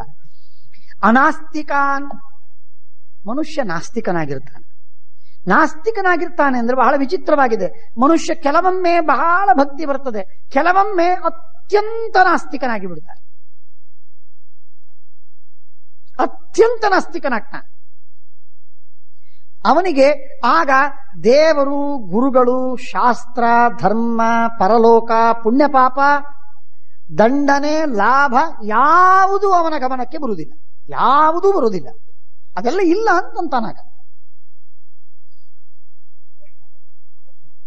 ಹಾಗೆ ಮನುಷ್ಯ ನಾಸ್ತಿಕನಾಗುವುದು ಅತಿ ಸುಲಭ. ಕಷ್ಟ ಬಂದಾಗ ಆಸ್ತಿಕನಾಗುವುದು ಅಷ್ಟೇ ಸರಳ. ಕಣ್ಣಲ್ಲಿ ನೀರು ಬರ್ತದೆ, ದೇವರ ಹತ್ರ ಬಂದು ಕೂಡ್ತಾನೆ, ಪ್ರದಕ್ಷಿಣೆ ಹಾಕ್ತಾನೆ, ನಮಸ್ಕಾರ ಮಾಡ್ತಾನೆ, ಅಳ್ತಾನೆ, ದುಃಖ ಪಡ್ತಾನೆ, ಏನೇನೋ ಮಾಡ್ತಾನೆ. ಇದು ಕೂಡ ಖಂಡಿತ. ಮನುಷ್ಯನ ಮನಸ್ಸು ಪೂರ್ಣ ನಾಸ್ತಿಕನೂ ಅಲ್ಲ, ಪೂರ್ಣ ಆಸ್ತಿಕನೂ ಅಲ್ಲ. ಇಂಥವರು ಯಾರೋ ಅಂಥವರು ಮಾತ್ರ ಕಾರ್ಷ್ಣಂ ವೇದಮಿಮಂ ವಿದ್ವಾನ್ ಶ್ರಾವಯಿತ್ವ ಅರ್ಥಮಶ್ನುತೆ. ಅಂಥವರಿಗೆ ಜ್ಞಾನಿಯಾದ ವ್ಯಕ್ತಿ ವೇದವ್ಯಾಸರು ಬರೆದ ಈ ವೇದವನ್ನ, ಮಹಾಭಾರತವೆಂಬ ವೇದವನ್ನ, ಪಂಚಮ ವೇದವನ್ನ ಉಪದೇಶ ಮಾಡಿ ಕಿವಿಗೆ ಕೇಳಿಸಿ ಅರ್ಥವನ್ನು ಹೇಳಿ ಮಹಾಪುರುಷಾರ್ಥ ಮೋಕ್ಷವನ್ನು ಪಡಿತಾನೆ. ಭ್ರೂಣ ಹತ್ಯಾಕೃತಂ ಪಾಪಂ ಜಹ್ಯಾತ್ ಅಸಂಶಯಂ. ಭ್ರೂಣ ಹತ್ಯಾದಿಂದ ಬಂದ ಪಾಪವೇನಿದೆ ಅದೆಲ್ಲ ಸಂಪೂರ್ಣವಾಗಿ ನಾಶವಾಗ್ತದೆ. ಈ ಇತಿಹಾಸವನ್ನ ಕೇಳಿದವರು ಎಲ್ಲ ಪಾಪಗಳಿಂದ, ಎಂಥ ಪಾಪವನ್ನೇ ಮಾಡಿರಲಿ, ಭಕ್ತಿಯಿಂದ ಈ ಇತಿಹಾಸವನ್ನು ಕೇಳಿದರೆ ಎಲ್ಲ ಪಾಪಗಳಿಂದ ಮುಕ್ತನಾಗ್ತಾನೆ. ಇದಂ ಪುಂಸಮನಂ ಮಹಿಂ ವಿಜಯತೆ, ಜಯ ಎಂಬ ಹೆಸರಿನ ಉತ್ತಮವಾದ ಇತಿಹಾಸ ಗ್ರಂಥವಿದು. ಇದನ್ನ ಶ್ರವಣ ಮಾಡಿದವರು ರಾಹುಗ್ರಸ್ತವಾದ ಚಂದ್ರ, ಆ ರಾಹು ಬಿಟ್ಟೋದ ಮೇಲೆ ಗ್ರಹಣದಿಂದ ಮುಕ್ತವಾದ ಚಂದ್ರ ಎಷ್ಟು ಶುಭ್ರವಾಗಿ ಪ್ರಕಾಶಮಾನನಾಗಬೇಕು, ಹಾಗೆ ಪಾಪ ಕಳೆದುಕೊಂಡಂತಹ ಈ ಪುಣ್ಯಾತ್ಮ ಮಹಾಭಾರತ ಶ್ರವಣದ ಫಲವಾಗಿ ಶುದ್ಧನಾಗಿ ಅವನು ವಿರಾಜಮಾನನಾಗ್ತಾನೆ. ಮಹಿಂ ವಿಜಯತೆ, ರಾಜ ರಾಜ್ಯವನ್ನು ಗೆಲ್ಲುತ್ತಾನೆ, ಶತ್ರುಗಳನ್ನು ಸೋಲಿಸ್ತಾನೆ, ಉತ್ತಮ ಸಂತಾನವಾಗತ್ತೆ, ಶ್ರೇಷ್ಠವಾದಂತಹ ಕ್ಷೇಮವಾಗ್ತದೆ. ಮಹಿಷಿ ಯುವರಾಜ ಇವರಿಬ್ಬರಿಂದ ಕೂಡಿಕೊಂಡು, ಹೆಂಡತಿ ಮಕ್ಕಳಿಂದ ಜೊತೆಗೆ ಕೂಡಿಕೊಂಡು ಶ್ರವಣವನ್ನು ಮಾಡುತ್ತೆ. ವೀರಂ ಜನಯತೆ ಪುತ್ರಂ ಕನ್ಯಾಂವಾ ರಾಜ್ಯಭಾಗಿನಿ, ಶ್ರೇಷ್ಠನಾದಂತಹ ಮಗನನ್ನ ಪಡಿತಾನೆ, ಅಥವಾ ರಾಜ್ಯವನ್ನು ಹೊಂದುವಂತಹ ಮಗಳನ್ನ ಪಡಿತಾನೆ. ಇದೇ ಧರ್ಮಶಾಸ್ತ್ರ, ಅರ್ಥಶಾಸ್ತ್ರ, ವ್ಯಾಕಾಮಶಾಸ್ತ್ರ, ಮೋಕ್ಷಶಾಸ್ತ್ರ. ಧರ್ಮೇ ಚಾರ್ಥೇ ಚ ಕಾಮೇ ಚ ಮೋಕ್ಷೇ ಚ ಭರತರ್ಷಭ ಯದಿ ಹಾಸ್ತಿ ತದನ್ಯತ್ರ ಎನ್ನೇ ಹಾಸ್ತಿ ನ ಕುತ್ರಚಿತ್. ಇಲ್ಲಿದ್ದದ್ದು ಬೇರೆ ಕಡೆಗಿದೆ, ಆದರೆ ಇಲ್ಲಿಲ್ಲದೆ ಇದ್ದದ್ದು ಬೇರೆ ಎಲ್ಲೆಲ್ಲೂ ಇಲ್ಲ. ಇನ್ ಬೇರೆ ಎಲ್ಲ ಏನೇನಿದೆಯೋ, ಯಾವುದೇ ಪುರಾಣವಾಗಿರಬಹುದು, ವೇದವಾಗಿರಬಹುದು, ಅವುಗಳಲ್ಲಿದ್ದದ್ದೆಲ್ಲ ಇಲ್ಲಿದೆ. ಬೇರೆ ಕಡೆಗಿದ್ದದ್ದೆಲ್ಲ ಇಲ್ಲಿ, ಇಲ್ಲಿದ್ದದ್ದು ಬೇರೆ ಎಲ್ಲೆಲ್ಲೂ ಸಿಗುವುದಿಲ್ಲ. ಹೀಗೆ ಇಂಥ ಅದ್ಭುತವಾಗಿರುವಂತಹ ಈ ಮಹಾಭಾರತ, ಇದಂ ಹಿ ಬ್ರಾಹ್ಮಣೈರ್ಲೋಕೆ ಆಖ್ಯಾತಂ ಬ್ರಾಹ್ಮಣೇಶ್ವರ, ಇದನ್ನ ಬ್ರಾಹ್ಮಣರು ಮೊದಲಿಗೆ ಬ್ರಾಹ್ಮಣರಿಗೆ ಉಪದೇಶ ಮಾಡಿದರು. ಪುತ್ರ ಶುಶ್ರೂಷವ ಸಂತಿ ಪ್ರೇಷ್ಯಾಶ್ಚ ಹಿತಕಾರಿಣ ನಾಸ್ತಿ ವ್ಯಾಧಿ ಭಯಂ ತೇಷಾಂ ಪರಲೋಕ ಭಯಂ ಕುತಃ. ಮಹಾಭಾರತವನ್ನ ಭಕ್ತಿಯಿಂದ ಶ್ರವಣ ಮಾಡುವವರಿಗೆ ವ್ಯಾಧಿ ಭಯವಿಲ್ಲ, ಪರಲೋಕದ ಭಯವಿಲ್ಲ, ಧನ್ಯನಾಗ್ತಾನೆ. ಎಲ್ಲ ಗುಣಗಳನ್ನು ಪಡೆಯಬೇಕಾದಂತಹ ಗುಣಗಳನ್ನೆಲ್ಲ ಪಡೆದವನಾಗ್ತಾನೆ. ದೀರ್ಘವಾದ ಆಯುಷ್ಯ ಅವನಿಗೆ ಸಿಗ್ತದೆ, ಯಶಸ್ಸು ಅವನಿಗೆ ದೊರೆಯುತ್ತದೆ, ಪುಣ್ಯ ಹಾಗೂ ಸ್ವರ್ಗ ಅವನಿಗೆ ಲಭಿಸ್ತದೆ. ಕೃಷ್ಣದ್ವೈಪಾಯನೇನೇದಂ ಕೃತಂ ಪುಣ್ಯ ಚಿಕೀರ್ಷಣ, ಜಗತ್ತಿಗೆ ಪುಣ್ಯ ಸಿಗಲಿ ಅನ್ನುವುದಕ್ಕಾಗೆ ಬರೆದ ಈ ಗ್ರಂಥವಿದು. ಕೀರ್ತಿಂ ಪ್ರಥಯತಾ ಲೋಕೆ ಪಾಂಡವಾನಾಂ ಮಹಾತ್ಮನಾಂ, ಜಗತ್ತಿನಲ್ಲಿ ಪಾಂಡವರ ಪ್ರಾಮಾಣಿಕವಾದ ವಾಸ್ತವವಾದ ಕೀರ್ತಿಯನ್ನ ಜಗತ್ತಿಗೆ ಹರಡಬೇಕು ಅಂತನ್ನುವುದಕ್ಕಾಗಿ ಬರೆದ ಈ ಶ್ರೇಷ್ಠವಾದಂತಹ ಈ ಚರಿತ್ರ. ಯೈದಂ ಸರ್ವವಿದ್ಯಾವದಾತಾನಂ ಲೋಕೆ ಪ್ರಥಿತ ಕರ್ಮಣಾಂ ಯೈದಂ ಮಾನವೋ ಲೋಕೆ ಪುಣ್ಯಾರ್ಥೇ ಬ್ರಾಹ್ಮಣನ್ ಶುಚೀನ್ ಶ್ರಾವಯೇತ ಮಹಾಪುಣ್ಯಂ ತಸ್ಯ ಧರ್ಮ ಸನಾತನಃ. ಯಾರು ಈ ಮಹಾಭಾರತವನ್ನ ಭಕ್ತರಿಗೆ, ಬ್ರಾಹ್ಮಣರಿಗೆ, ಜ್ಞಾನಿ ತಿಳಿದವರಿಗೆ, ಶುದ್ಧರಿಗೆ ಹೇಳ್ತಾರೋ ಅವನಿಗೆ ಮಹಾಲಾಭ, ಮಹಾಪುಣ್ಯ ಅವನಿಗೆ ಸಿಗ್ತದೆ. ಕುರುಣಂ ಪ್ರತಿತಂ ವಂಶಂ ಕೀರ್ತಯನ್ ಸತತಂ ಶುಚಿ ವಂಶಂ ಅಪ್ನೋತಿ ವಿಪುಲಂ ಲೋಕೆ ಪೂಜ್ಯತಮೋ ಭವೇ. ಈ ಪುರಾಣವನ್ನ, ಮಹಾಭಾರತವನ್ನ ಕೇಳಿದವರು, ಹೇಳಿದವರು ಅತ್ಯಂತ ಪೂಜ್ಯರಾಗ್ತಾರೆ. ಅವರ ಕುಟುಂಬದಲ್ಲಿ ಪೂಜ್ಯರು, ಅವರ ಸಮಾಜದಲ್ಲಿ ಅವರು ಪೂಜ್ಯರು, ಎಲ್ಲರಿಗೆ ಪ್ರಿಯರು, ಸಾತ್ವಿಕರಿಗೆ ಪ್ರಿಯರು, ಹಾಗೂ ಎಲ್ಲ ಅಧಮರಿಗೆ ಪೂಜ್ಯರಾಗ್ತಾರೆ. ಯೋಧೀತೆ ಭಾರತಂ ಪುಣ್ಯಂ ಬ್ರಾಹ್ಮಣೋ ನಿಯತವ್ರತಃ. ನಿಯಮೇನ ಚಾತುರ್ಮಾಸ್ಯದಲ್ಲಿ ಮಹಾಭಾರತವನ್ನ ಇಡಿಯಾಗಿ ಯಾರು ಅಧ್ಯಯನವನ್ನು ಮಾಡ್ತಾನೆ ಅವನಿಗೆ ಚತುರೋ ವಾರ್ಷಿಕಾನ್ ಮಾಸಾನ್ ಸರ್ವ ಪಾಪೈ ಪ್ರಮುಚ್ಯತೆ, ಎಲ್ಲ ಪಾಪಗಳಿಂದ ಮುಕ್ತನಾಗ್ತಾನೆ. ಚಾತುರ್ಮಾಸ್ಯದಲ್ಲಿ 4 ತಿಂಗಳು ಏಕತ್ರ ವಾಸವಾಗಿದ್ದು ಇಡೀ ಮಹಾಭಾರತವನ್ನ ಅಧ್ಯಯನ ಮಾಡಬೇಕು, ಶ್ರವಣ ಮಾಡಬೇಕು, ಉಪದೇಶ ಮಾಡಬೇಕು, ಆಖ್ಯಾನ ಮಾಡಬೇಕು. ವಿಜ್ಞೇಯಸ್ಸ ದೇವ ವೇದಾನಂ ಪಾರಗೋ ಭಾರತಂ ಪಠನ್. ಭಾರತವನ್ನು ಓದಿದವ ಇಡೀ ಮಹಾವೇದಗಳನ್ನೆಲ್ಲ ಓದುವ ಅರ್ಹತೆ ಹಾಗೂ ಜ್ಞಾನವನ್ನು ಪಡೆಯುವ ಅರ್ಹತೆಯನ್ನ ಪಡಿತಾನೆ.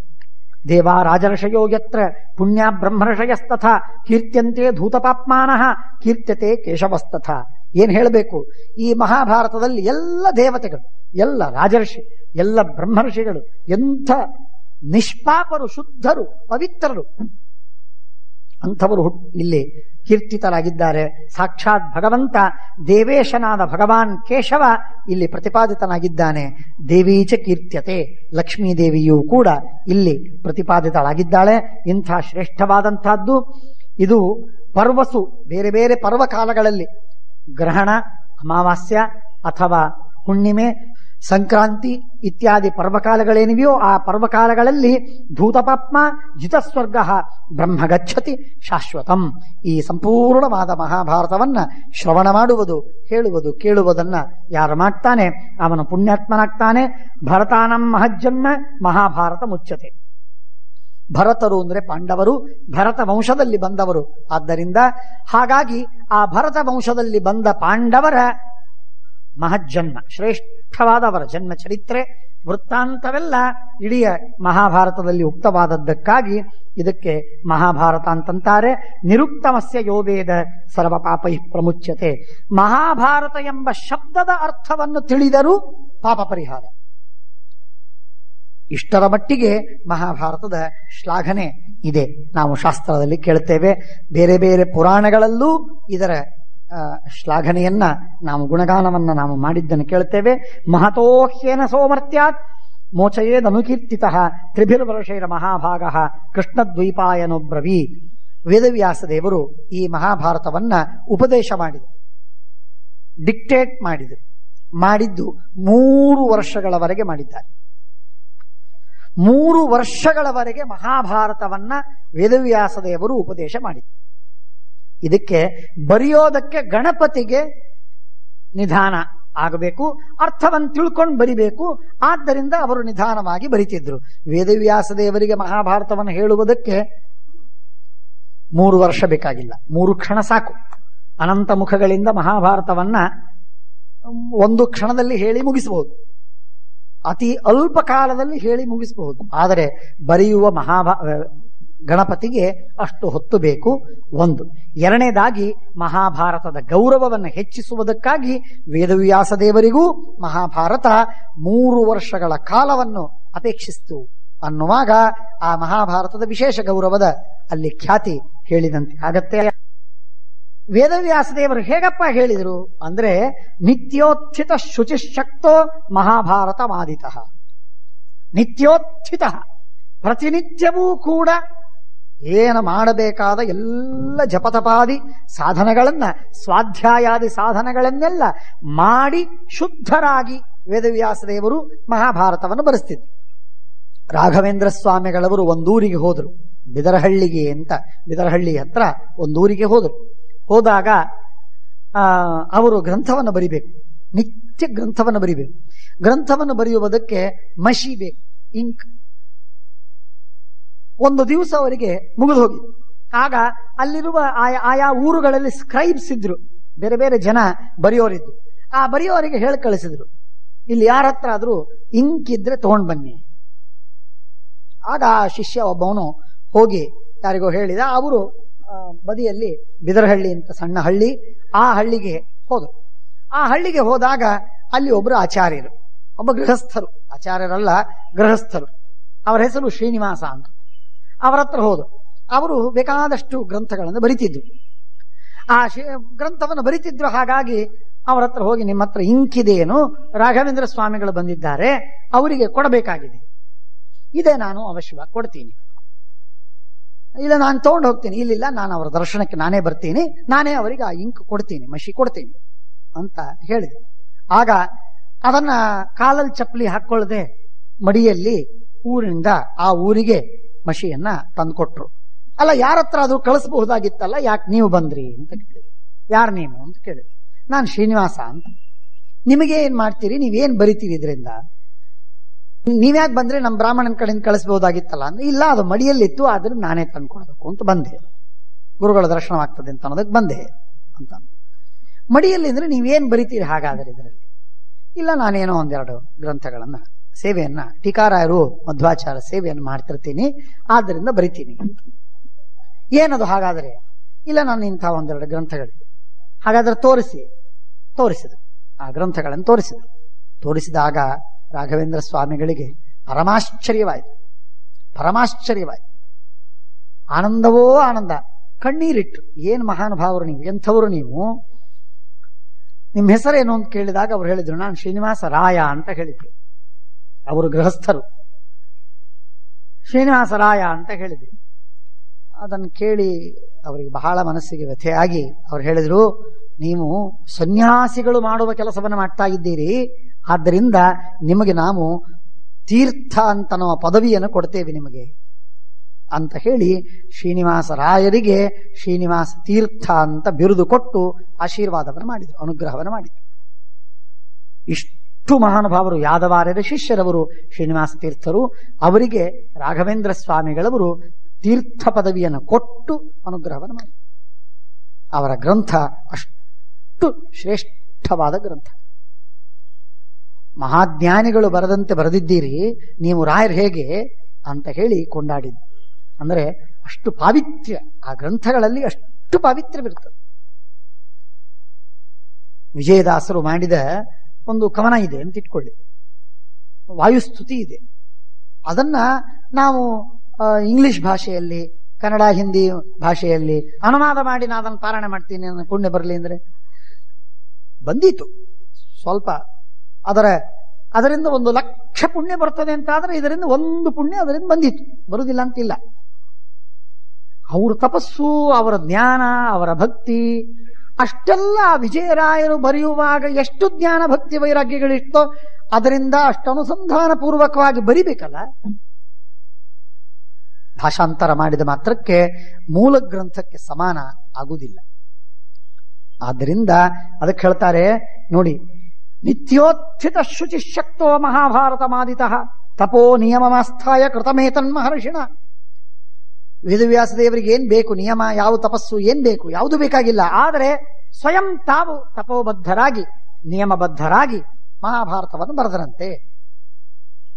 ತಸ್ಮಾನ್ ನಿಯಮ ಸಂಯುಕ್ತೈ ಶ್ರೋತವ್ಯಂ ಬ್ರಾಹ್ಮಣೈರಿದಂ. ಇದನ್ನ ನಿಯಮ ಸಂಯುಕ್ತರಾಗಿ ಕೇಳಬೇಕು. ಒಂದ್ ದಿವಸ ಬಂದೆ, ಒಂದ್ ದಿವಸ ಬರಲಿಲ್ಲ, ಮಾಡಿದೆ, ಬಿಟ್ಟರೆ, ಸಂಧ್ಯಾವಂದನ ಆದ್ರೆ ಆಯ್ತು, ಪೂಜೆ ಆದ್ರೆ ಆಯ್ತು, ಇಲ್ಲ ಅಂದ್ರೆ ಇಲ್ಲ. ಮಡಿಯಲ್ಲಿ ಊಟ, ಒಂದ್ ದಿವಸ ನೆನಪು ಬಂತು, ಉತ್ಸಾಹ ಬಂತು, ಮಾಡಿದೆ. ಇನ್ನೊಂದು ದಿವಸ ವೈರಾಗ್ಯ ಬಂದ್ಬಿಡ್ತದೆ ಮಡಿ ಬಗ್ಗೆ, ಅವತ್ತು ಬಿಟ್ಟೆ. ಹೀಗೆ ನಿಯಮವನ್ನು ಬಿಟ್ಟುಕೊಂಡು ಮಹಾಭಾರತ ಕೇಳಿದರೆ ಬಹಳ ಲಾಭ ಇಲ್ಲ, ಕಮ್ಮಿ, ಬಹಳ ಕಮ್ಮಿ ಲಾಭ. ಈ ನಿಯಮಗಳೆಲ್ಲ ಇಟ್ಟುಕೊಂಡು ಮಹಾಭಾರತವನ್ನ ಹೇಳಿದರೆ ಮಹಾಪುಣ್ಯ. ತಸ್ಮಾನ್ ನಿಯಮ ಸಂಯುಕ್ತೈ ಶ್ರೋತವ್ಯಂ ಬ್ರಾಹ್ಮಣೈರಿದಂ ಕೃಷ್ಣ ಪ್ರೋಕ್ತಾಂ ಇಮಾಂ ಪುಣ್ಯಾಂ ಭಾರತೀಂ ಉತ್ತಮಂ ಕಥಾಂ ಶ್ರಾವಯಿಷ್ಯಂತಿ ಯೇ ವಿಪ್ರಾಹ ಯೇ ಚ ಶ್ರೋಷ್ಯಂತಿ ಮಾನುಷಾಃ ಸರ್ವಥಾ ವರ್ತಮಾನಾ ವೈ ನತೇ ಶೋಚ್ಯಃ ಕೃತಾಕೃತೈ. ಅವರಿಗೆ ಯಾವ ಕೆಟ್ಟ ಕೆಲಸವನ್ನ ಮಾಡಿದ್ದಕ್ಕೆ ಪಾಪ ಉಳಿಯುವುದಿಲ್ಲ, ಯಾವ ವಿಹಿತವಾದ ಕರ್ಮವನ್ನ ಮಾಡದೇ ಇದ್ದದ್ದಕ್ಕಾಗಿ ಪಾಪ ಬರುವುದಿಲ್ಲ. Error of omission and commission ಅಂತಂತೇವಲ್ಲ, ಅದೇ ಕೃತ ಅಕೃತ. ಕೃತ ಮಾಡಿದ ಪಾಪ, ಅಕೃತ ಮಾಡದಿರುವ ಪುಣ್ಯ. ಪುಣ್ಯ ಮಾಡದಿರುವಾಗ ನಮಗೆ ಪಾಪ ಬರ್ತದೆ, ಕೆಲವು ಪಾಪವನ್ನು ಮಾಡಿದಾಗ ಪಾಪ ಬರ್ತದೆ.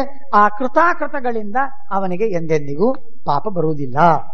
ನತೇ ಶೋಚ್ಯ ಕೃತಾಕೃತೈ ನರೇಣ ಧರ್ಮಕಾಮೇನ ಸರ್ವಶ್ರೋತವ್ಯ ಇತ್ಯಪಿ ನಿಖಿಲೇನ ಇತಿಹಾಸೋಯಂ. ಇಡಿಯಾದ ಇತಿಹಾಸವನ್ನ ಕೇಳಬೇಕು, ಇಡಿಯಾದ ಇತಿಹಾಸವನ್ನ ಶ್ರವಣ ಮಾಡಬೇಕು. ಶೃಣ್ವನ್ ಶ್ರಾದ್ಧ, ಕೇಳುವಾಗ ಒಂದೊಂದು ಅಕ್ಷರ ಮಹಾಭಾರತದ ಒಂದೊಂದು ಪದ, ಪಂಕ್ತಿ, ವಾಕ್ಯ, ಶ್ಲೋಕ, ಅಧ್ಯಾಯ, ಪರ್ವ. ಏದಂ ಶೃಣ್ವನ್ ಶ್ರಾದ್ಧ ಪುಣ್ಯಶೀಲ ಶ್ರಾವಯಂಶ್ಚೇದಮುದ್ಭುತಂ. ಇದನ್ನ ಕೇಳಬೇಕು. ನರಫಲಮವಾಪ್ನೋತಿ ರಾಜಸೂಯ ಅಶ್ವಮೇಧಯೋ ಯಥಾ ಸಮುದ್ರೋ ಭಗವನ್ ಯಥಾ ಮೇರುರ್ಮಹಾಗಿರಿ ಉಭೌ ಖ್ಯಾತೌ ರತ್ನನಿಧಿ ತಥಾ ಭಾರತ ಮುಚ್ಯತೆ. ಸಮುದ್ರದಲ್ಲಿ ಅಸಂಖ್ಯವಾದ ಬೆಲೆ ಬಾಳುವ ವಸ್ತುಗಳಿವೆ, ಮೇರು ಪರ್ವತದಲ್ಲಿ ಅಸಂಖ್ಯವಾದಂತಹ ಅಮೂಲ್ಯ ಅನರ್ಘ್ಯ ರತ್ನಗಳಿವೆ. ಹಾಗೆ ಮಹಾಭಾರತದಲ್ಲೂ ಅಮೂಲ್ಯವಾದ ವಸ್ತುಗಳು ಲೆಕ್ಕವಿಲ್ಲ, ಅಸಂಖ್ಯ ಅಪಾರವಾಗಿದೆ. ಮಹಾಭಾರತದಲ್ಲಿ ಇದಂ ಹಿ ವೇದೈ ಸಮಿತಂ ಪವಿತ್ರಮಪಿ ಚೋತ್ತಮಂ ಶ್ರಾವ್ಯಂ ಶ್ರುತಿಸುಖಂ ಚೈವ ಪಾವನಂ ಶೀಲವರ್ಧನಂ. ಉತ್ತಮವಾಗಿದೆ, ವೇದಗಳಿಗೆ ಸಮಾನ, ವೇದಗಳಿಗಿಂತಲೂ ಉತ್ತಮ, ಅತ್ಯಂತ ಪವಿತ್ರ, ನಮ್ಮನ್ನು ಶುದ್ಧ ಮಾಡುವಂತಹದ್ದು. ಯೈದಂ ಭಾರತಂ ರಾಜನ್ ವಾಚಕಾಯ ಪ್ರಯಚ್ಛತಿ ತೇನ ಸರ್ವಾಮಹಿ ದತ್ತ ಭವೇತ್ ಸಾಗಲ ಮೇಖಲ. ಮಹಾಭಾರತವನ್ನ ಪುಸ್ತಕವನ್ನ, ಶುದ್ಧವಾದ ಮಹಾಭಾರತದ ಪುಸ್ತಕವನ್ನ ಯಾರು ದಾನ ಕೊಡ್ತಾರೋ ಅವನಿಗೆ ಅವನು ಇಡಿಯಾದ ಭೂಮಿಯನ್ನೇ ದಾನ ಕೊಟ್ಟ ಪುಣ್ಯ ಬರ್ತದವ. ಇಡೀ ಭೂಮಿಯನ್ನ ದಾನ ಕೊಟ್ರೆ ಏನ್ ಪುಣ್ಯ ಬರಬೇಕೋ ಆ ಪುಣ್ಯ ಮಹಾಭಾರತ ಒಂದು ಪುಸ್ತಕವನ್ನ ಬ್ರಾಹ್ಮಣನಿಗೆ ದಾನ ಕೊಟ್ರೆ ಅಷ್ಟು ಪುಣ್ಯ ಬರ್ತದೆ. ಇಂಥ ಶ್ರೇಷ್ಠವಾಗಿರುವಂತಹ ಮಹಾಭಾರತ ಕಥ್ಯಮಾನಂ ಮಯಾ ಕೃತ್ಸ್ನಾಂ ಶೃಣು ಹರ್ಷಕರೀಮಿಮಾಂ ತ್ರಿಭಿರ್ವರ್ಷೈ ಸದೋತ್ಥಾಯಿ ಕೃಷ್ಣದ್ವೈಪಾಯನೋ ಮುನಿಹಿ. 3 ವರ್ಷಗಳವರೆಗೆ ಮಹಾಭಾರತವನ್ನ ಸತತವಾಗಿ ವೇದವ್ಯಾಸ ದೇವರು ಉಪದೇಶ ಮಾಡಿದ್ದಾರೆ. ಅಂಥ ಮಹಾಭಾರತ ಪರಮ ಮಂಗಲ ಶ್ರೇಷ್ಠ. ಮಹಾಭಾರತಮಾಖ್ಯಾನಂ ಕೃತವಾನಿದಮದ್ಭುತಂ ಶೃಣು ಕೀರ್ತಯತಸ್ತನ್ಮೇ ಇತಿಹಾಸಂ ಪುರಾತನಂ. ಅತ್ಯಂತ ಪ್ರಾಚೀನವಾದ ಶ್ರೇಷ್ಠವಾದ ಈ ಮಹಾಭಾರತದ ಇತಿಹಾಸವನ್ನ ಕೇಳಿ ಪವಿತ್ರನಾಗು, ಶುದ್ಧನಾಗು ಎಂಬುದಾಗಿ ಮಹಾಭಾರತದ ಪ್ರಾರಂಭದಲ್ಲಿ ಹೇಳ್ತಾ ಇದ್ದಾರೆ. ಇನ್ನು ಮುಂದೆ ವಸ್ತುತಃ ಮಹಾಭಾರತ ಪ್ರಾರಂಭವಾಗುವುದು ಮುಂದಿನ ಭಾಗದಿಂದ. ಇಂತಹ ಪವಿತ್ರವಾದ ಗ್ರಂಥವನ್ನ ಹೇಳುವ ಹಾಗೂ ಕೇಳುವ, ಆ ಅರ್ಥವನ್ನು ತಿಳಿಯುವ, ತಿಳಿದಂತೆ ನಡೆಯುವ, ಕೊನೆಗೆ ಭಗವಂತನನ್ನು ತಿಳಿಯುವ ಅನುಗ್ರಹವನ್ನು ಮಾಡಲಿ ಅಂತ ಹೇಳಿ ಪರಮಾತ್ಮನಲ್ಲಿ, ಶ್ರೀಮದಾಚಾರ್ಯರಲ್ಲಿ, ಎಲ್ಲ ಗುರುಗಳ ಹಾಗೂ ನಮ್ಮ ಆಚಾರ್ಯರ ಮುಖಾಂತರ ಪ್ರಾರ್ಥನೆಯನ್ನು ಮಾಡೋಣ. ಅವರ ಅನುಗ್ರಹವಾದರೆ ಈ ಮಹಾಭಾರತದ ಶ್ರವಣ ಹಾಗೂ ಪಠನ ಪಾಠನಾದಿ ಎಲ್ಲ ಕರ್ಮಗಳು ನಿರ್ವಿಘ್ನವಾಗಿ ನೆರವೇರ್ತವೆ. ಇದರಲ್ಲಿ ಯಾವ ಸಂದೇಹವಿಲ್ಲ ಅಂತ ಹೇಳ್ತಾ ಪರಮಾತ್ಮನ ಪಾದಾರವಿಂದಗಳಲ್ಲಿ ಇದನ್ನ ಸಮರ್ಪಣೆ ಮಾಡೋಣ. ಮುಂದಿನಿಂದ ಇಲ್ಲಿಯವರೆಗಾದದ್ದು ಮಹಾಭಾರತವೂ ಭಗವಂತನ ಪೂಜೆ, ಕೇವಲ ಭಗವಂತ ಮಾಡಿಸಿದ ಪೂಜೆ. ಇನ್ಮುಂದೆ ಮಾಡುವಂತಹದ್ದು ಕೂಡ ಕೇವಲ ಭಗವಂತನ ಪೂಜೆ. ಪರಮಾತ್ಮನೇ ನಮ್ಮಲ್ಲಿ, ನಿಮ್ಮಲ್ಲಿ, ಎಲ್ಲರಲ್ಲಿ ಅಂಗಾಂಗಗಳಲ್ಲಿ ನಿಂತು ಸರ್ವೇಂದ್ರಿಯ ಪ್ರೇರಕನಾಗಿ ಪರಮಾತ್ಮ ಮಾಡಿಸ್ತಾನೆ ಎಂಬುದಾಗಿ ತಿಳಿದು ಪರಮಾತ್ಮನ ಪೂಜಾರೂಪವಾದ, ಪರಮಾತ್ಮನ ಪ್ರೀತ್ಯರ್ಥವಾದ ಕರ್ಮ ಎಂಬುದಾಗಿ ಸಂಕಲ್ಪ ಮಾಡಿ ಶ್ರವಣವನ್ನ ಭಕ್ತಿಯಿಂದ ಮಾಡೋಣ. ಶ್ರೀಕೃಷ್ಣಾರ್ಪಣಮಸ್ತು. ಅಕ್ಷಯಂ ಕರ್ಮ ಯಸ್ಮಿನ್ ಪರೇ ಸ್ವರ್ಪಿತಂ ಪ್ರಕ್ಷಯಂ ಯಾಂತ್ಯ ದುಃಖಾನಿ ಯನ್ನಾಮತಃ ಅಕ್ಷರೋ ಯೋಜರಃ ಸರ್ವದೈವಾಮೃತಃ ಕುಕ್ಷಿಗಮ್ಯಸ್ಯ ವಿಶ್ವಂ ಸದಾಜಾದಿಕಂ ಪ್ರೀಣಯಾಮೋ ವಾಸುದೇವಂ ದೇವತಾಮಂಡಲಾಖಂಡಮಂಡನಂ ಅನೇನ ಭಾವಿ ಯತ್ ಪುಣ್ಯಂ ಅವಾಪ್ನೋತು ಗುರುರ್ಮಮ.